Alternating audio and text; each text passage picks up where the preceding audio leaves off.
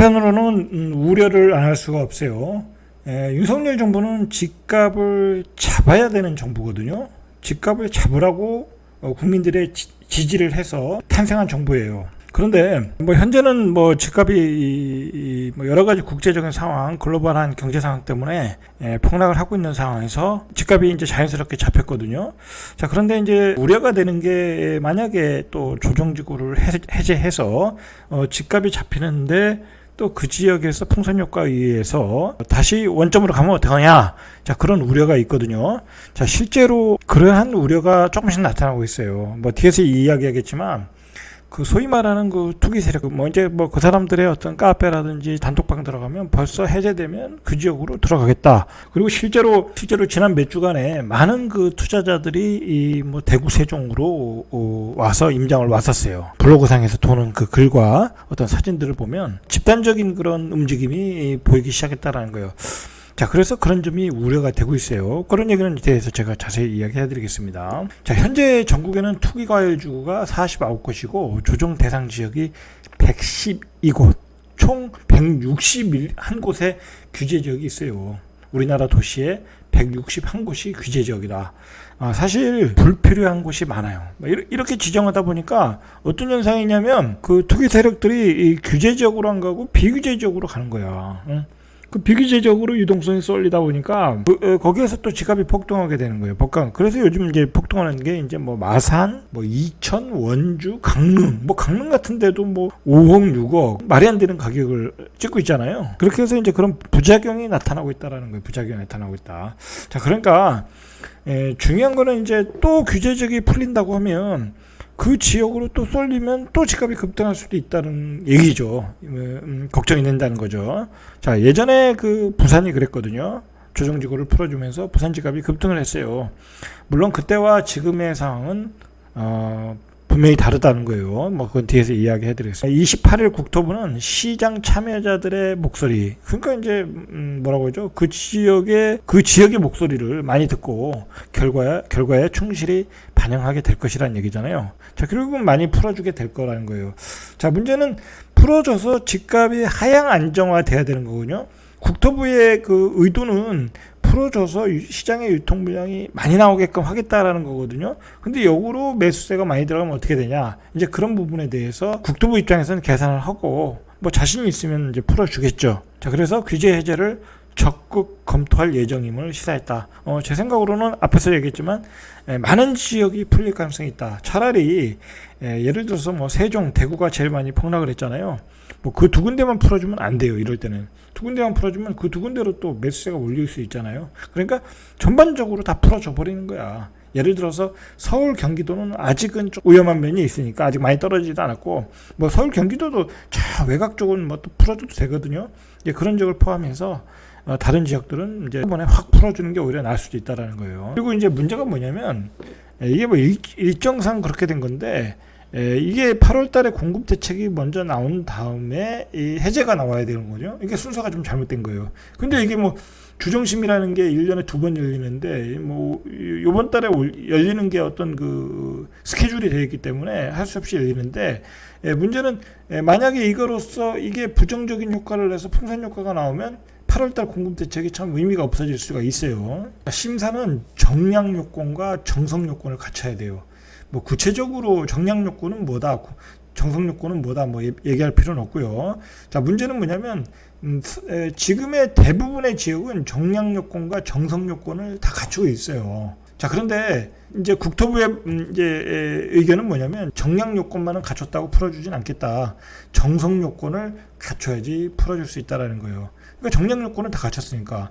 그러니까 그러면 정성 요건이 뭐냐? 바로 주택 투기 성행 또는 우려 지역이나 주택 분양 과열, 그런 우려가 되는 지역은 안 풀어주겠다라는 거예요. 그러니까 뭐냐면 주정심에서 앞으로 투기 바람이 불 것 같으면 안 풀어주겠다라는 거예요. 예를 들어서 대구 같은 경우에는, 수성구 같은 경우는 어렵겠죠. 그런 적은 어렵고, 그런 적도 풀어주면 또 투기 바람이 불 수 있잖아요, 그죠? 안 그래도 집값이 현재 잘 잡히고 있는데 또 집값이 급등할 수 있잖아요. 그러니까 그런 지역은 안 들어갈 수 있다라는 거예요. 그럼 투기가 우려되는 지역. 예를 들어서 세종 같은 경우도 다 풀어주기는 좀 부담될 수 있잖아요. 그러니까 읍면 지역 뭐 그런 지역들은 또 풀어주고 그렇게 할 수 있다라는 거예요. 그러니까 이게 세밀하게 지정 해제를 하겠다라는 거예요. 그 도시 전체를 다 해제하겠다는 얘기가 아니라 그 동별로 풀어주겠다라는 거예요. 이런 게 이제 윤석열 정부의 어떤 특징이죠. 자, 그래서 지금 이제 대체적으로 신문과 어떤 그 언론을 보면 대구, 울산, 세종 일부 규제 지역 이런 지역에서는 이제 풀어줄 가능성이 있다라고 지금 나오고 있는 거예요. 집값과 청약 경쟁률이 급락을 했다라는 거예요. 이거 뭐 세종은 뭐 전국 1위잖아요. 하락률 1위. 그것 때문에 사실 세종의 민심이 별로 안 좋아요. 자, 그래서 전문가들도 이렇게 가격이 급락한 지역에서는 거래가 하락이 심한 지역 위주로 규제 지역 해제를 검토해야 된다는 목소리가 나오고 있다라는 거예요. 나오고 있다. 자, 문제는 이제 풍선 효과인데 이게 이제 얼마나 들어오냐, 얼마나 일어나냐, 이제 그게 문제겠죠. 대구 같은 경우는 최근 그 3개월간 주택 가격이 1.34%. 자, 그리고 같은 기간 소비자 물가 상승률이 1.6% 하락, 1.6% 하락했다. 1.6% 올랐죠. 그러니까 이제 더 떨어진 거죠. 세종도 소비자 물가가 2% 뛰었는데 주택 가격은 1.6%, 1.64%. 그러니까 이제 정량적인 요건은 이런 지역들은 다 갖추고 있다라는 거예요. 자, 사실 세종 같은 경우는 2017년도에 조정 대상 지역 투기과열지역으로 지정된 이후에 지금 몇 년이에요? 거의 뭐 5년째잖아요. 그리고 뭐 집값도 최고 많이 급등했고 최고 많이 떨어졌기 때문에 어떻게 보면 어떤 규제, 좌파 정부의 규제에 있어서 가장 피해 지역이야. 자, 그런 점에서 의외로 세종이 전부 다 풀릴 수도 있어요. 이제 그러면 세종이 풍선 효과가 있지 않겠냐 그러는데 또 그게 쉽지 않아요. 왜냐하면 세종이 전국에서 전세가율이 가장 낮은 곳이야. 갭 투자를 할 수가 없어요. 여러분 그 세종에서 갭 투자하려면 한 4억 들고 오셔야 돼. 그럼 취득세까지 해서 5억 들고 와야 돼. 그 투자가 되겠어요? 안 되겠죠? 실수요자만 들어오겠죠, 이제.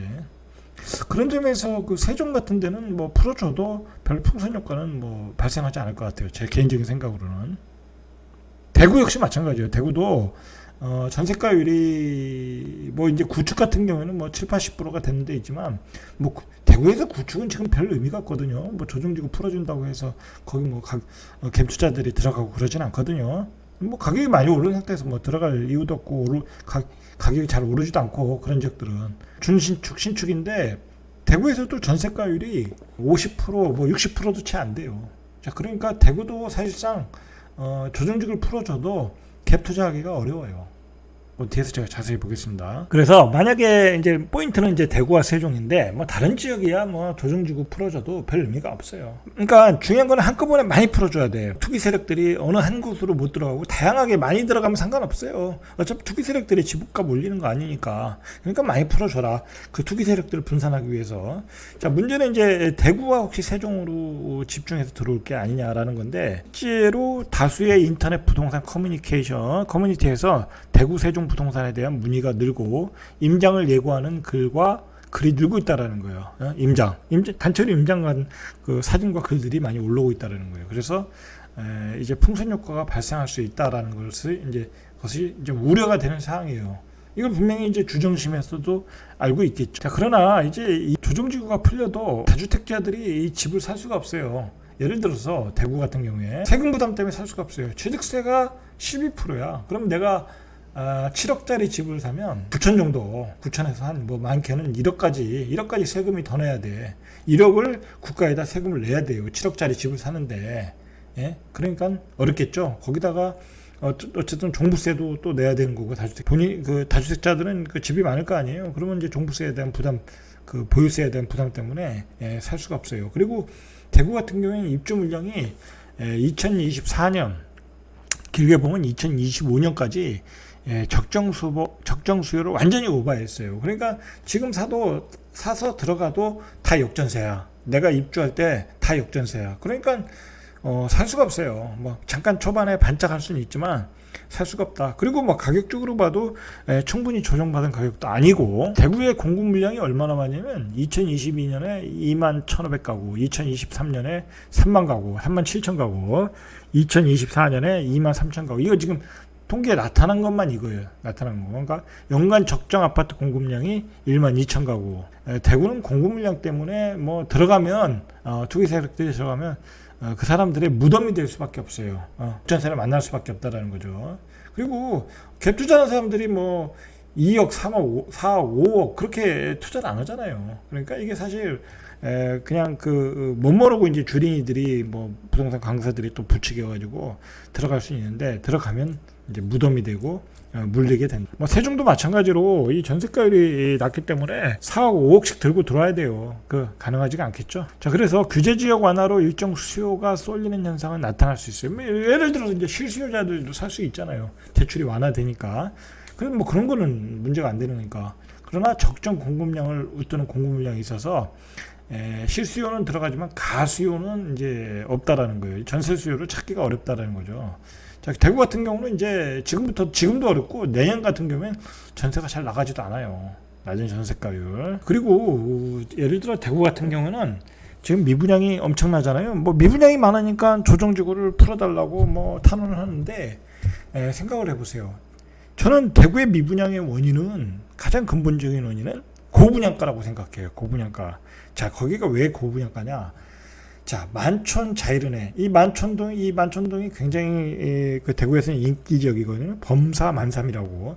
여기 분양가가 후분양으로 11억 8천이었어요. 그러면 그 동네에서 가장 고점을 찍은 게 13억이야. 그것도 한 건. 최고점에 한 건 찍은 게 13억이야. 그걸 기준으로 해서 11억 8천을 찍은 거예요. 그 13억 찍은 것도 조금 의심스러운 데도 있고. 자, 그러니까 이게 미분양이 났죠. 그리고 여기가 정주 여건은 아주 안 좋아요. 제가 보기에는 산동네 아래이고 산 밑에 아파트가 있더라고. 가서 보니까 안 좋다. 자, 수성자이, 범어자이죠. 범어자이, 수성 범어자이. 자, 여기도 지금 분양가가 나왔는데 84가 9억 5천이야. 기본 가격이. 거기 뭐 발코니 뭐니 다 뭐 에어컨 합치면 10억이 넘어요. 그러니까 여기도 비싸다고 난리가 나. 그 인근의 가격이 10억을 찍으니까 우리가 10억 찍은 게 비싸지 않다라고 생각을 하고, 그렇게 해서 이제 가격이 나왔는데 비싸다는 거예요. 자, 그리고 지금 미분양이 난 그 중구에 뭐 태평로에 있는 그 주상복합들, 사실 그거 별로 인기 없거든요. 대구 사람들한테는. 그 주상복합이라는 게 지방에서는 별로 인기가 없어요.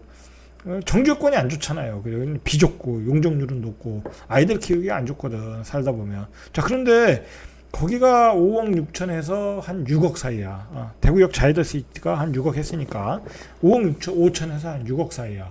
생각을 해보세요. 서울의 수도권에 있는 이 신도시들 3기 신도시나 뭐 또는 뭐 3기 신도시, 뭐 최근에 짓는 신도시들 보면 그 정도 가격이면 충분히 사거든요. 그러면 서울에서 5억 5천에서 6억이면 그 수도권에 있는 뭐 꽤 괜찮은 아파트를 사는데, 뭐로 그 대구에 예를 들어서 뭐 중구에 있는 아파트, 그런 아파트 비교가 안 되잖아요. 그 인구수에서 비교가 안 되고, 수요에 있어서 비교가 안 되고, 앞으로 가격 방향에서도 비교가 안 되고, 그러니까 별 의미가 없다는 거예요. 분양가에 사면 나중에 오른다고 생각해서 들어가면 가성비가 떨어진다는 거야. 지금 대구에 해서 분양하는 가격들이 가성비가 떨어진다는 거야. 그래서 대구는 제가 보기엔 투기 세력들의 어떤 무덤이 될 수 있어요. 이 조정지가 풀어주면 그럼 미분양이 또 해소될 수 있잖아요. 못 모르고 들어가는 거야. 근데 중요한 건 그걸 나중에 실수요가 사야 될 거 아니에요, 대구 사람들이. 근데 대구 사람들은 호불호가 강해요. 자기가 아닌 지역은 안 사더라는 거예요. 그리고 어쨌든 앞으로는 2030년 되면 대구, 부산 그런 지방 광역시들은 다 인구가 감소하는 지역이야. 감소하는 지역. 그것도 생각을 하셔야 된다. 어차피 장기적으로 볼 때는. 결론 내리겠습니다. 조정지구가 풀려도 사실상 지금의 금리 폭등, 지금의 금리로 주담대를 받을 때 어떤 금리, 지불에 대한 이자, 자, 그런 거 계산하고, 그리고 다주택자 입장에서는 취득세 중과 8%에서 12%, 이것 때문에 뭐 도저히 들어갈 수 없어요. 제가 보기에 이것 때문에 이걸 무시하고 들어가는 사람들이 있거든요. 그게 투기꾼이에요. 그게 투기꾼. 말 그대로 이제 투기에 중독이 걸린 사람들이야. 그 사람들은 그렇게 해서 뭐 얼마나 벌겠어요. 뭐 취득세 중과 내고 또 보유세 내고 또 그다음에 주담대 금리 또 내야 되고 그러다 보면 별로 남는 게 없어요. 별로 남는 게 없다. 그리고 결정적으로 낮은 전세가율 뭐 50%뭐 60% 이하의 전세가율 이것 가지고는 한 3, 4억씩 들어가야 되는데 그게 되겠냐고. 안 된다. 자, 그리고 중요한 건 지금 주택 가격은 전반적으로 하락 추세 초기예요. 이거 전국적인 현상이에요. 그렇기 때문에 이 조정지구 해제를 풀어줘도 투기꾼들이 들어가도 그 사람들은 거기서 이제 무덤이 될 수 있고 실수요자 위주로 거래가 될 가능성이 좀 있다. 그렇게 보셔야 될 것 같아요. 자, 이상 절대값TV의 명품 PD 한 PD였습니다.